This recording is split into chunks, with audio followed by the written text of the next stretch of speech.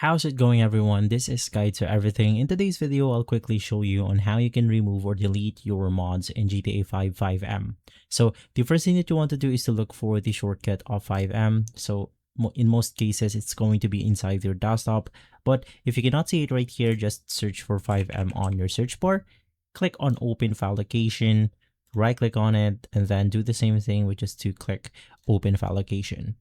Once inside, navigate through the FiveM application data, which will then take us to the game folder of FiveM. In here, click data, and then you will be able to see your cache, server cache, and the server cache priv. Basically, the main thing that you want to do is to delete the server cache priv. Basically, inside this folder right here, it contains all of our installed mods. But if you also want to delete something like your server cache or your cache, you can also do that. But once again, the main thing is going to be the server cache priv. Just delete it and that's it. If this video has been helpful, leave a like, subscribe, and follow Guide to Everything for more videos like this. Thanks for watching.